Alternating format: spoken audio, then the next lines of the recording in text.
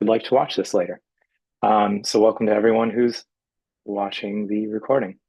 Um, if you can just start by letting us know who you are and where you're at, either your location or district, and something new and or good that's happening in computer science and teaching or generally in your life.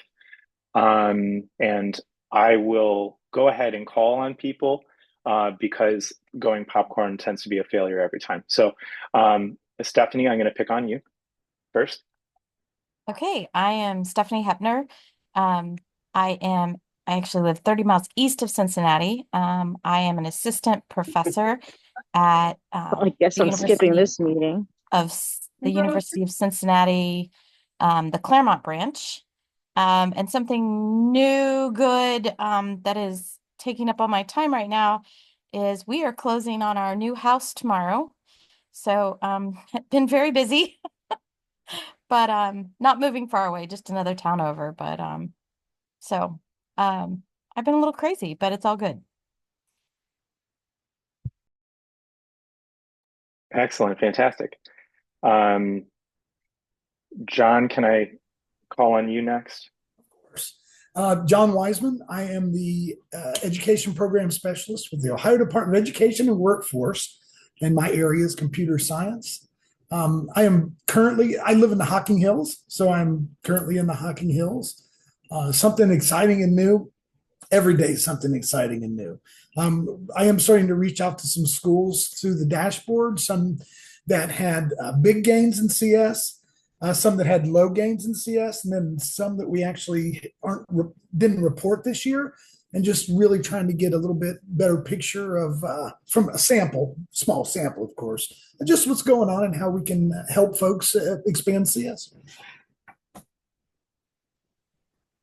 Great info. Thank you so much. Um, Renee. Hi, I'm Renee Coley, and I am a sixth and seventh grade computer science teacher. I'm in the Central Ohio area. Um, I there's I am there's nothing really new going on with me. I am going to talk. I get a chance. Okay, so tomorrow I get a chance to talk to through code.org's districts program to talk to folks about using the AI assistant feature, especially with Unit 3. So I'm super excited to tell people about how I use it and how awesome it is. And I'm sure Micah can tell us all about that. So there's that. Excellent, thank you. And Micah, just to preview coming attractions, I'm going to have you go last so that you can transition right into your presentation, and then we'll do announcements after that. So that way you can go right into that. Rachel, go ahead. Hi, I'm Rachel Ayers. I'm the innovation specialist at the ESC of Eastern Ohio, Mahoning County.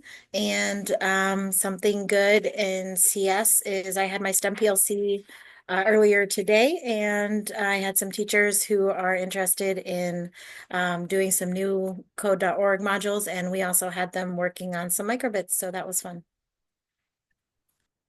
Awesome. Dr. McKenzie.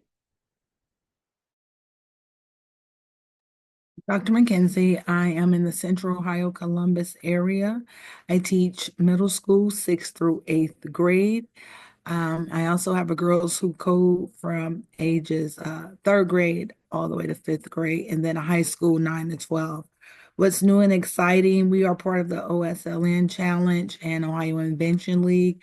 We are creating some prototypes for the space, how to utilize space, the space that they have on the spaceship, the astronauts, for multiple purposes, while also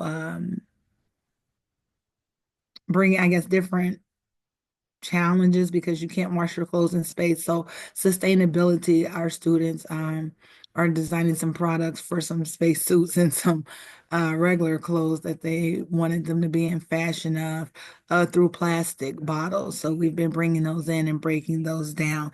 And because of that, we have two astronauts that are coming in this week, and they'll stay with us until December, right before Christmas break. Aaron Green and Kim Nash. And so they are helping us with the designs and the projects. Wow, that's super exciting. Keep us up to date on how all that goes. That's great. Mary, go ahead. Mary Coffey. I teach Shaker Heights High School in the Cleveland area. Something new and exciting. We extended and added a fourth year of computer science at Shaker Heights this year. So we're teaching the CMU college level course as a new offering this year. Thank you so much. And that's super exciting. I am a resident of Shaker Heights. So that's a great transition. My name is John Dutton. I'm the president of CSTA Ohio. I was really trying to think of something new and exciting. I'm headed to Passports to IT Careers with my students. Tomorrow, we're at the IX Center in Cleveland and get to really hopefully make a lot of connections to careers that students might not have otherwise thought of. I am not going to pick on Diane, who just got here.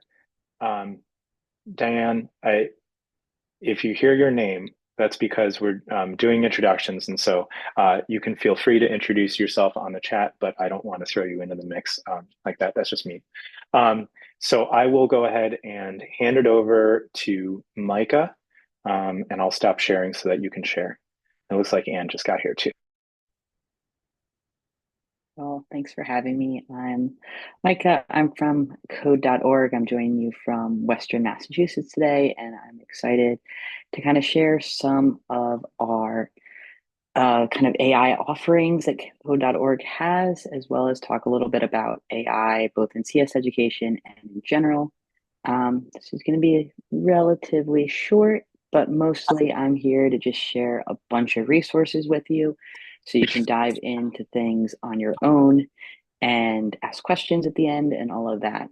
So I'm hoping to share some things that you can take away with and use in your teaching practice.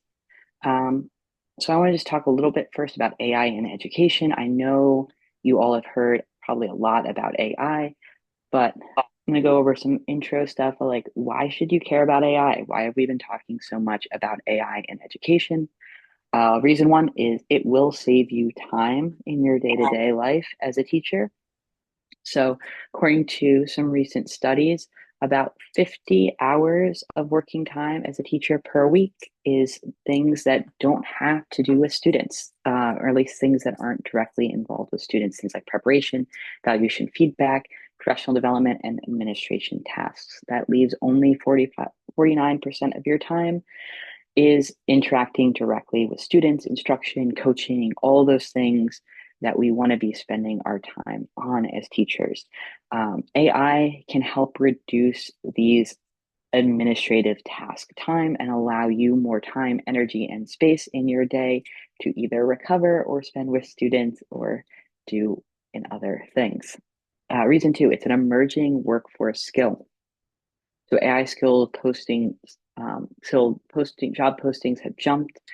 There's not only jobs in AI directly and in the CS field, but also jobs related to AI. And AI is making its way into kind of our everyday life. So no matter what jobs and careers your students go into, they will have to interact with AI in some way, and AI can benefit them in their jobs just like it can benefit you in yours. And reason three, Gen Z is embracing AI. They're asking these bots to do things like create workout plans, give relationship advice, just characters for short stories, make jokes, provide recipes, not just for answers in their classes, but also for things like creative thought partners or a supportive friend. And AI, with Gen Z using AI, it's kind of our role as educators to support our students in their AI usage. However, as we know, AI isn't all good. There are technologies such as facial recognition that can be used for maybe some positive things like exam proctoring, but also for some negative things such as immigration and beauty filters, as well as uh, AI detection and creation of images and faces. We also have technology like ChatGPT, which can do some good things like help create song lyrics and help spreadsheet formulas, but it also can generate fake news and create rude text. So we also know that AI makes mistakes. These are commonly called hallucinations. This one shows you is saying that Katy Perry has won more Grammy Awards than Barack Obama, which is actually false. Katy Perry has 0 Grammy Awards, whereas Barack Obama has 1 in spoken word. So AI is not fully accurate, and it also has limitations, such as not being able to draw different images that we might suggest for it. And we have to be aware of all of these things. We also know that AI systems are biased towards various groups and different people and can amplify stereotypes and share all of these things because they're trained on the data that we feed it, and we live in a biased world. So AI inherently has carried on some of those biases we need to be aware of. And teaching with and about AI can be intimidating. So you are at various parts in your AI journey. Everybody starts here having to put their own mask on first before helping others. So you need to know have your own background knowledge and information about AI before you can walk your students through it, before you can help them. And that's where one of our professional learning products steps in at code.org. So this is AI 101, which is a self-paced professional learning. And this, along with everything else I'm sharing with you today, is free. Code.org, all of our resources online are free and available for anybody who wants to use them. There's no cost associated with it. All you need is a free code.org account in order to access all of this. So our first thing is AI 101. This is a self-paced professional learning. This is a foundational online course for any educator interested in AI and its potential in education. It's 5 one-hour self-paced modules that walk you through the basics of AI. So it takes you from no knowledge about AI, how it works, or its impact on education, to understanding AI and its role in your teaching. So no prior experience in AI is assumed, and no programming is required in this course. You can earn certificates of completion for going through these modules. So we've broken down the content into 5 modules. First one, we start with introducing AI for educators, where we talk about what is the impact of AI on education, how is it affecting teaching now and in the near future. We talk about understanding AI, how does AI work, and what is it doing in the back end. Talk about transforming teaching with AI. So how do we use AI in order to support your teaching practice through things like lesson planning?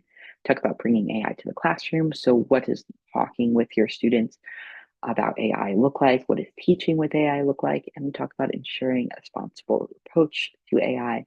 Things like, how do we think about data privacy, data security? How do we think about responsible use to make sure that everybody is being safe and aware of the pitfalls of AI? So this content is kind of free for you to explore as you wish, although it's organized in kind of what we figured was a logical fashion for teachers who are new to the world of AI, but you're free to jump around. This was all developed with a focus on engagement.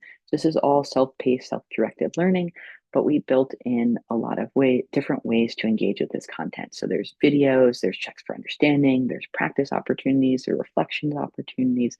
There's a forum associated with this where you can talk to and share with other educators what you're doing, what you're learning. So we really want to engage you with the content. And at the end, you'll earn certificates of completion for finishing each of the 5 modules, as well as the overall course. And we're hoping that these will allow you to take you these certificates to your district or your school and get some professional learning hours. That depends a little bit on your district and how they handle it, but hopefully you can earn these certificates to help get some of those PD hours that you may be required to do. And all of this, like I said, is free and online, and I'll share the slide deck with you at the end of my presentation, as well as this code directly here that'll take you to the self-paced professional learning. And just because I know not everybody wants to learn about AI in this fashion, but as CS teachers, there are other ways that you might be thinking about engaging with AI. I'm going to share some of code.org's other AI resources with you. So we have a ton of curriculum out there, and we're developing more as we speak about AI in different grades. So we have different links of professional or of curriculum, as well as curriculum for different grade bands and for different integrations into different subject matters. In our elementary schools, we have things like how AI makes decisions, AI for oceans, Dance Party AI edition. All of these are 1 hour lesson plans that work great in a computer science or a tech class. We also have for 6 through 12, we have generative AI for humanities. So these are 45-minute lessons that you can provide to a social studies or an English teacher, all about AI and how that works. You have coding with AI, which is a little bit of a longer course for our middle school and high school grades. And we have some more advanced content specifically for our high school grades, things like computer vision, AI and machine learning, AI and ethics. So we have a ton of options. We just launched generative AI, which is a 2-month, basically 2 units of content all about building your own large language model and your own chatbot, which is super cool. And along with most of these content offerings, we have self-paced professional learning along with it. So this will help get you ready and able to teach these courses and make you feel comfortable with not only what's in the lesson plan, but also the content behind the courses. These are flexible, free, convenient, and high quality. That'll help you get you ready to teach these. We have these for some of our shorter as well as our longer courses. And all of this and more is at code.org-AI. So you'll see almost everything I'm sharing today can be found from that main link. And I'll drop that in the chat again before I sign off today. And then one last thing I want to share is teachai.org. So this is a little bit of a different website. It's not directly through code.org, but we do partner with them. This site is all about guiding education leaders and policymakers in rethinking education in an increasingly AI-driven world, discussing, connecting the discussion of teaching with and teaching about AI. So the content on here is a little bit more directed towards administrators as well as district leaders. However, there is some great stuff on teachai.org that might be relevant for you as teachers, including the future of computer science education in the age of AI. So this is a guidance brief that we published, THI published, all about what is computer science education going to look like in the next 10 years as AI shapes it. Might be a good read for you, as well as we have some guidance on teachai.org about how do you talk to students about AI? How do you make technology guidance policies with AI in mind, and all of those things. So worth a check out.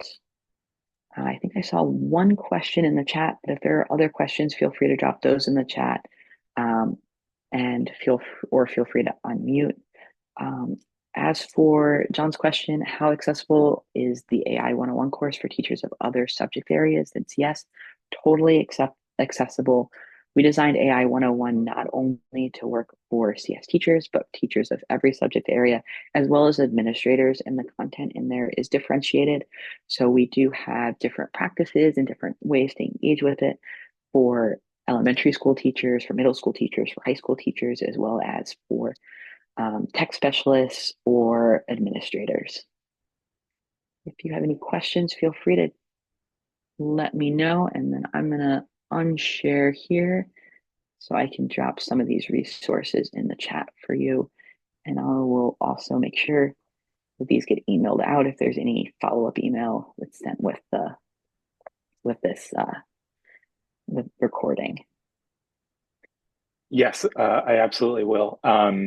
And first of all, thank you so much for being here tonight. Really appreciate it. I know this is something that we constantly struggle with.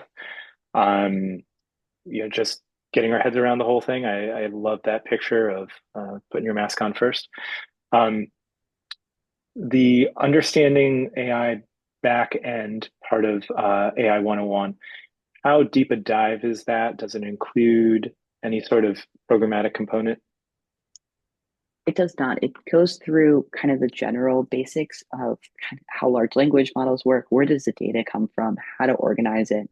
We use a lot of our videos in there as part of our How AI Works video series, which is content that is student as well as teacher facing.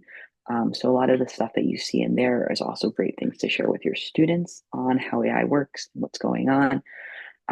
If you're looking for a little bit more of a deeper dive in how AI works, our generative AI curriculum really goes over how do large language models work? What are the different controls that computer scientists have in there? How are those developed?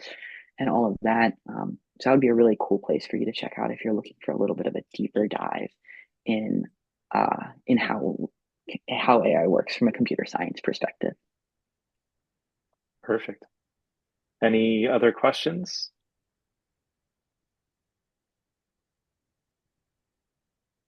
All right. Thank you so much, Micah. Yeah. Again, really appreciate it. Glad you're feeling better, and hope that we can have you back sometime soon. Okay, thanks for having me. Have a good night, everyone. Thanks for all the info. One of the things I wanted to just kind of jump in on that is that I did the generative, or not the generative, the generative AI in humanities with my kids, because they're using it, but their teachers don't. Not everybody on staff is really kind of into AI. So I did this with my seventh graders. And if you can't access any AI, if you can't access like Chat GPT or anything at school, I had to use this. I just put it in chat. I had to use this AI chat for the students, and it doesn't require them. It will not get, well, it wasn't blocked for my district, and if it wasn't blocked for my district, I don't think it's blocked for anybody. But it's a way students don't have to have an account, they don't sign in, and nothing is saved. So you have to know if nothing is saved, they can't go back to it the next day and get any chats that they created the day before. So it's really kind of an in the moment thing. But if you want to use any of some of the things that Micah was talking about, you might not be able to access any chat stuff at school. So it's just an aside. Byte.org. Gosh, Yeah. It'd probably be best if I just get the whole, I'll get it up on here. I never remember. I never remember which one it is, but I'll put the whole actual link in there in just a second.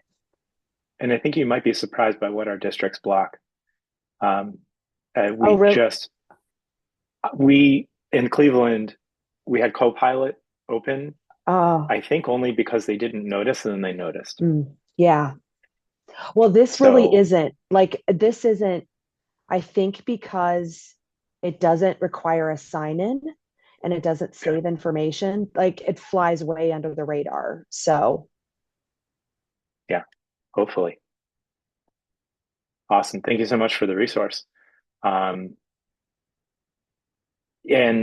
yes, Magic School as well is safer as long as your district hasn't blocked that too. Yes. But that's an excellent one. And if you can throw in links, and I'll just compile them and send it out along with the recording, I would really appreciate it. So as you know, I will just dive right into announcements here. As you know, you can follow CSTA Ohio in a variety of different ways. And we also do have swag from the spread shop. And so you can click on that link and get to our spread shop. Stephanie, I don't know if you want to say a word about elections. Yeah, I actually I have the link for them. I was gonna actually touch base with you today, John. So maybe after the meeting, just before I send it out, but I have the link to send out. And everybody is running unopposed, which is good and bad. It's good, I guess, because the people who are willing to do the positions will do them. But not bad in the sense, but it would be nice if we had a lot more people that were interested in positions so that maybe we could, create some more roles, and we could also, have a little more input. So that is after I touch base with John, hopefully this evening, you'll get a link either tonight or tomorrow to vote. It is important you vote, even though everybody is not, they're running unopposed, because this is still a legal activity that has to be documented, etc. So please do vote when it comes out. Thank you so much for all of your hard work with this. Really appreciate it.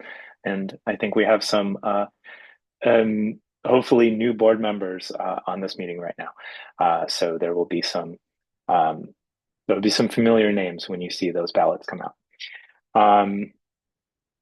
There is always online PD available from CSTA. So just like Micah said, if you're looking for those CEUs, those hours for renewing your license, that is a great way to get them as well. It is CSTA, as you can see in my background, it is CSTA's 20th anniversary. And so there are all sorts of memories that are being compiled for CSTA. And maybe this is your first meeting, maybe it's your 50th. However much experience you have with CSTA, they are looking for pictures. They're looking for particular things that maybe how you met up with somebody in CSTA is a particular strong memory for you. Anything and everything goes. For those in Northeast Ohio, there is the Highland Hackathon happening on January 11th and January 12th. That is an overnight experience where students get to camp out at Highland's headquarters in Westlake, Ohio. And as a former employee there, I can attest to the fact that it is a very fun place to be. So if you do have the opportunity to send your students there, definitely do so. And they are going to make all sorts of fantastic computer science memories doing that. We have very exciting events coming up. First of all, we have OETC, where there are, and Stephanie, please correct me, I think 20 computer science related sessions happening on the 12th, on February 12th. I think so. I think you're right. So it's going to be a blast, and you're not going to be able to see everything, and so we've prepared for that with our 5-minute flash talks. So we'll be inviting those speakers who will be at the CS Summit on February 12th at OETC. We'll be inviting them to give 5-minute flash talks in our January meetup so that you can get a feel for, hey, I really want to go see this full session, or, oh, I'm really familiar with that already, and there's someone else who I don't know about. I want to check out their session. So it'll give you a kind of it'll whet your appetite for OETC. We have received money to provide scholarships for people to attend OETC, a decent amount of money. And so for those of you who signed up for those scholarships, we haven't forgotten about you. And we're just waiting on the final word to make sure that we can offer those, and then you'll be hearing from us. We are also still looking for some student demonstrations. Stephanie, are they looking for? So one of the other things you're going to get, not in the same email, but I'm going to be sending out something, asking some questions, because what we find is that teachers, because you deal with it day in and day out, you don't always know what you're doing is really awesome and people would like to know about it. So for our own knowledge as an organization, as well as possibilities for student demos, you're going to get a survey that just kind of asks some very pointed questions about, hey, what are you doing? Do you do anything in this realm? Do you do anything in this? And then once we get that back, again, we'll have that data so we have a better idea of what our membership base does, which can also help us link correct people together when people are looking for resources. But it will also be able to, there's some things that OETC is looking for, and hopefully through that, we may be able to touch base with some people and be like, hey, what you're doing is really awesome. We're looking for some examples. Are you and your students or your students able to come? So that will be coming out shortly, but wanted to get the election link out first, but then within a couple of days, you'll probably get that as well. But yes, we do need student demos. If you actually do know you're doing something awesome, feel free to send us an email, or you can send me an email. And especially anything with drones or things like battle bots or things with things we're not even thinking of, anything that a student like group could demonstrate. So if there is something that you know you're doing awesome, we are looking for more student groups to come, and it would be a an afternoon time slot or a morning time slot, so it's not all day, and it would be in the area where the vendors are, a special area for the students.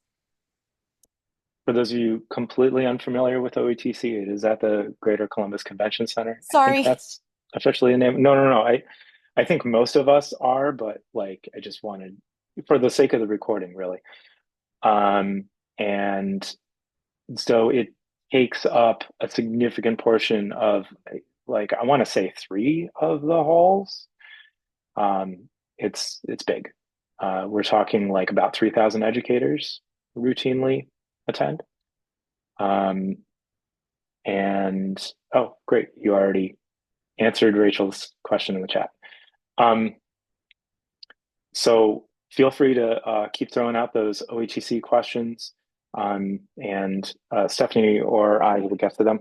But the big news, of course, that we've been talking about is CSTA Cleveland coming up July 8th to July 11th. Woohoo!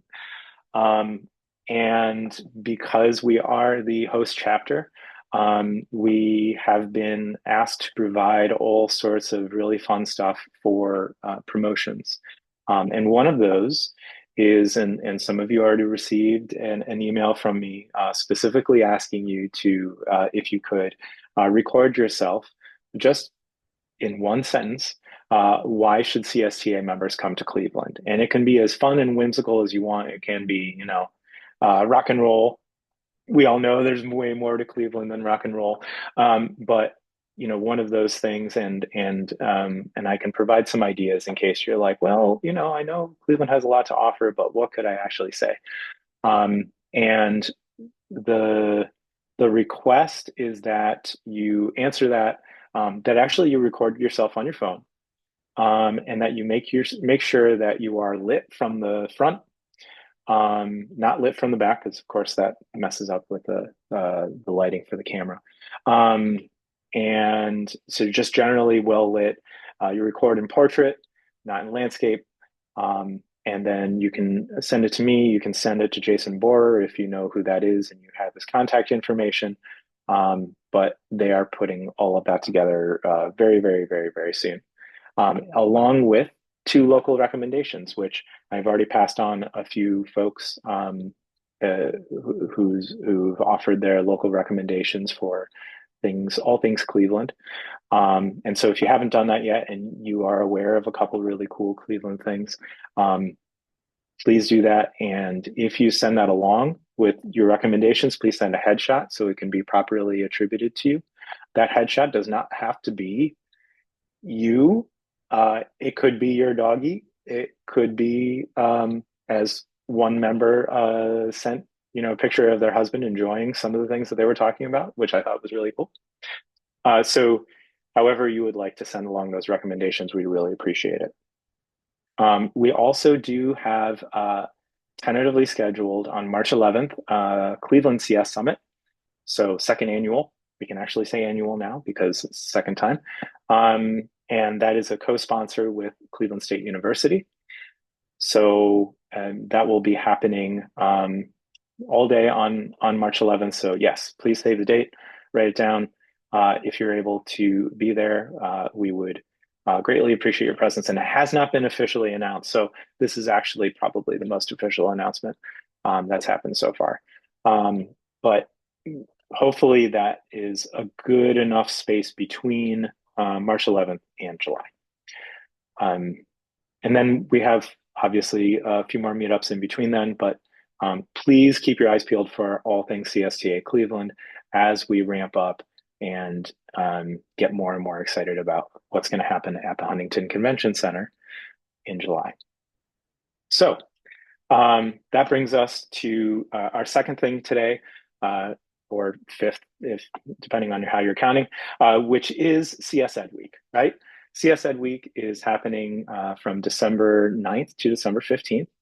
And there's actually for chapter leaders, for CSTA chapter leaders, there's a meeting happening right now. I scheduled mine first. So,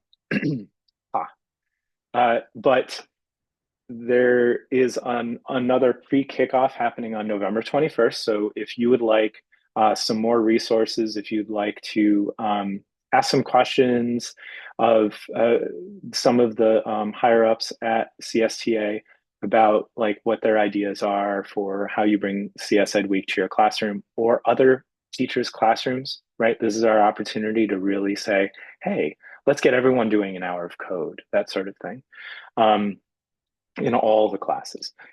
So that is happening on November 21st. There's also a meetup about exploring CS standards and what are some cross-cutting standards across the states. So not just what CSTA standards are, but what are things that we see across all the different states and how you can implement that in your classroom. That's happening on December 3rd. There is the kickoff for CS Ed Week happening on December 9th.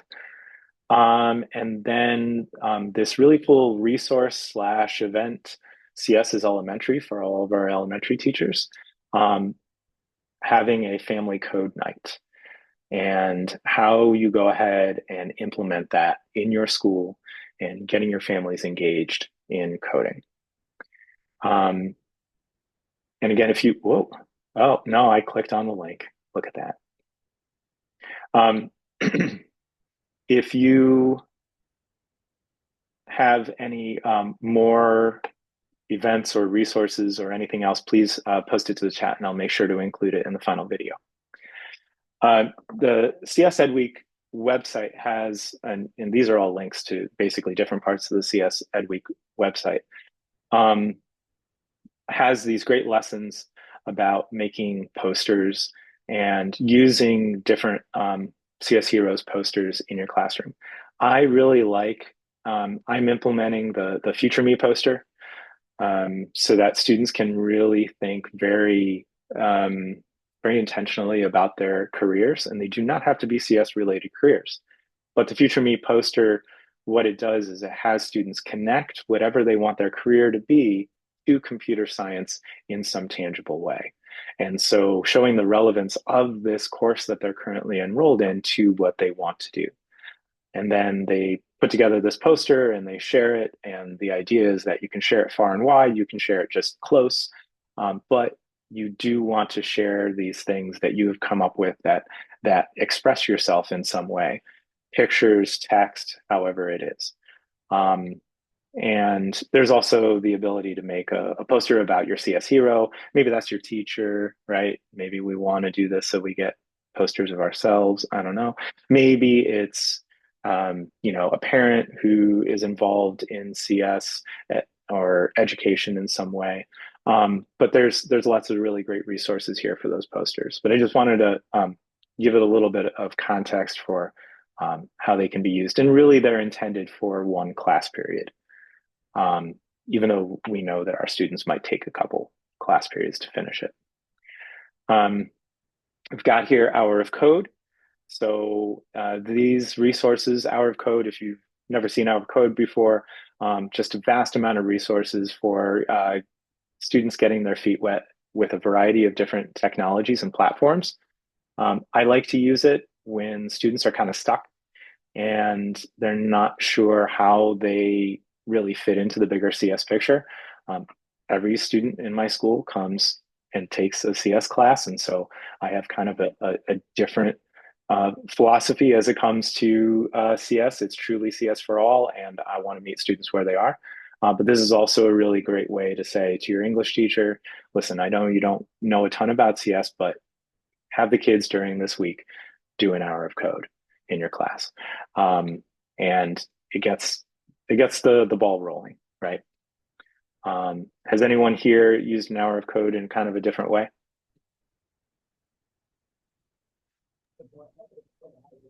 I have. Sometimes I've used it for a short assessment when I think they're not paying attention. Nice. That's awesome. And it's a fun assessment. That's the best part. Yes, it tests their skills. Wonderful. Um, I've used it before, sometimes after CS Ed week, if in the spring, if we didn't do all of it or things when I was in the high school, when they get finished early, sometimes I use them then so that, they have something to do, they can do an activity, and then sometimes one point kind of as a marketing tool, high school kids, the elementary, one of the districts I taught in, the elementary was right next door to the high school, so we could just walk across the parking lot. And so they went down and they actually did like elementary hours of codes with the elementary students, so that was kind of a here's what you can do in high school. These high school kids are helping you do this, and it was kind of fun and good for everybody. Perfect, perfect. Thank you so much for the ideas. These are great. Um, so another major theme of CS Ed Week is equity in computer science education. And one of the things that the CS Ed Week website has a lot of is resources for you, and I'm about to show you some different resources. But in order to define what is meant by equity in computer science, they do offer up this slide. Is that it's a good thing just to remind ourselves every once in a while if you are very involved in either ESEP or what the K4 Center has presented for a while now. Different reports coming out and just how you actually make CS education equitable in your own school, in your own classroom, in your district, through all of your interactions with CS teachers, no matter what role you play. It can help to recenter and understand where the important aspects of this are. And so there is an Equity in Action Professional Learning Series. And so that kicks off in January, and it's going to be one day each month for the first 3 months of 2025. That is an opportunity to connect with other educators in order to either figure out how you can increase your advocacy or make sure that you are doing this in your classroom, doing this in your network. And also very concretely find a unit or lesson that meets the individual needs of your students. There's also bite-sized DEI-J, and this is an opportunity to get some of those very specific lessons from this alliance, which works with all of these different organizations, including CSTA. So I've included links to all that information as well. There is really finally, there is a great event happening. TechCore and Highland are partnering together, Highland Software and Westlake again. And TechCore is all over the state, offering free CS resources. You need to register by Friday, but there's a free educator t-shirt, stickers, the dollar sign down there. You can win up to $1,000 worth of CS resources. This is 3 to 8, grade 3 to 8 focused, and the registration is available at the bottom there with that bit.ly. There have been lots of opportunities for elementary teachers, which I'm very happy about. Elementary CS teachers often get forgotten about. So there's that. And then that's it for CS Ed Week, unless you all have some more that you're doing. I'd love to hear about what ideas that you have for CS Ed Week, or maybe questions about what other people do in their districts or in their interactions with other teachers, or just generally any questions. And welcome to Diane and Anne.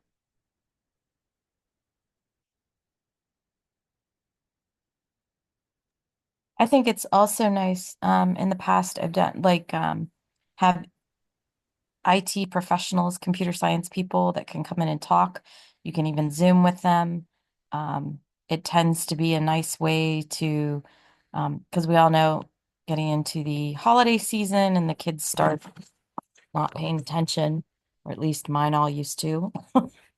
But having a visitor and having somebody else during that, that they can ask questions of, or um, how they got to the job and the pathway they were doing and things like that. So, um, I actually like to do something like that just so the kids can relate and ask questions to a professional.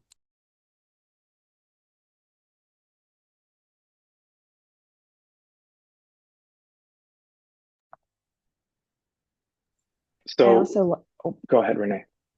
I also like flipping that around. One year we invited community members in to be taught by our students what they're learning. So they came in, and our students, we had a station for do a either a JavaScript or an HTML, CSS um, hour of code. Here's some robotic stuff. Here are some kids who can do like a laser print, a 3D print. So community members just kind of came, they signed up for different time slots, and they came in and sat with our students, and our students were the ones not putting on the show, but you know what I mean. They were in charge of teaching other people what they had been learning. And that was a slam dunk. Like that was a hit.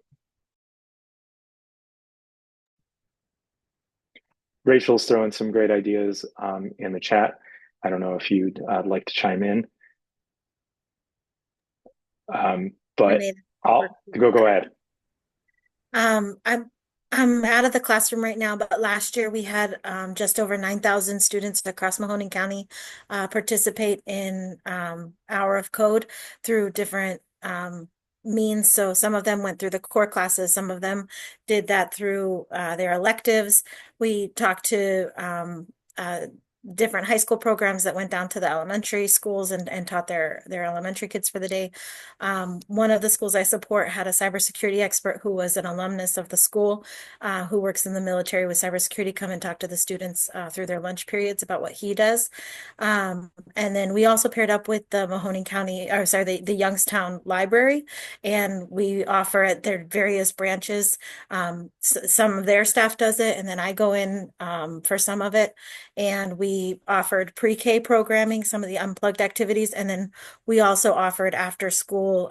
We paired up with Texas Instruments, and we had their robots and their Inspires with Python programming hooked up to microbits, and we did some programming after school. And then we also did like an introduction to Python on the handhelds with adult learners at the main branch during the day. So that was fun.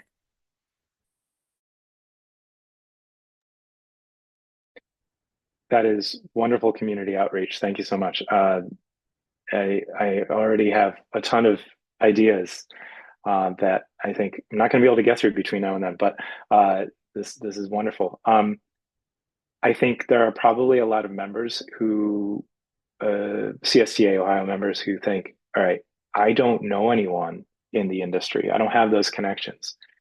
What are the ways that you have found? What are the easiest ways that you have found to make those connections?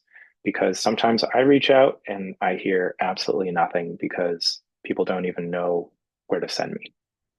Right? This is for anyone, not just Rachel.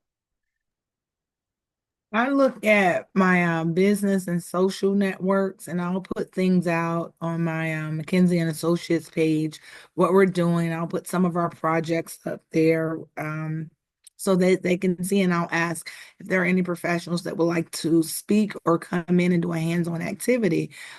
Please send me a message or DM me, and then we go through the regular background checks and things like that. And again, most of mine is like the other teachers. It's been a buildup of my network over years because I do this thing called Touch a Truck. and I invite people from every profession. And then based on the theme that year, and computer science was our theme last year, they talked about the technology in the fire trucks, the ambulance. They have a new mobile stroke unit where they do everything in the ambulance in the stroke unit versus being in the hospital to increase life. So there's this STEM is in everything in every day in every way. And so that's what I teach them. I Awesome. start Thank you. with So my go ahead. parents. I always ended up having a few students that had parents that were in the profession, and uh, especially my previous job to being at UC, I was actually at a college or a career center, and I would send out an email to all the parents and say, if any of you are in this position, or you have relatives, or you have a close friend that's in these professions, I'm looking for blah, blah, blah. So same kind of thing as Dr. McKenzie. But I started with, because I would send out biweekly emails to the parents anyway. So they were used to getting things from me. And then inevitably I'd have a small handful of people just through either the parents themselves or people they knew that would be available. Thank you so much. And right along those same lines, Renee threw in the chat that she contacts board members and city council members to pass on the request to their networks, which is really powerful, right? Because those board members are more connected than probably any of us. Maybe, with the exception, I'm seeing a couple of faces like, wait a minute, no, I know you know everyone. So John, it's John. Also, the Ohio Cyber Reserve also will send folks out, and the nice thing, they've already been background checked and all those things, so that's nice. And I just dropped Craig Baker is the contact for that at the obviously got a army.mil email, so yeah, and they'll come out and talk to your students. They'll even help you teach class if you want. So. Always another option out there. Excellent.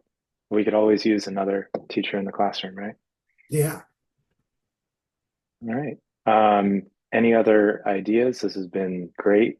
There's a lot of ideas to take back and to figure out how you want to implement your CS Ed week. I won't pick on anyone, but I know there's somebody who hasn't said anything. I know who has a lot of ideas.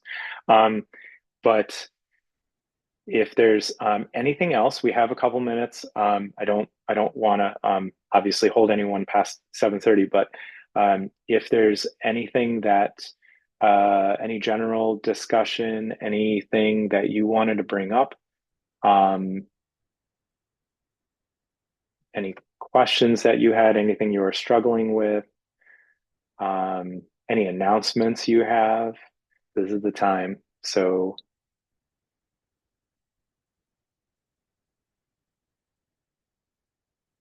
awesome. All right. Well, seeing none, please drop it in the chat. Stephanie, I know you wanted to stay on with me, but if anyone else wanted to stay on because you wanted to talk about anything specifically, please feel free to do so. If not, can't thank you enough for being here. I think this is a really great opportunity to learn about not only the AI opportunities that Code.org has, but also have a great substantive discussion about CS Ed Week. So I'll stop the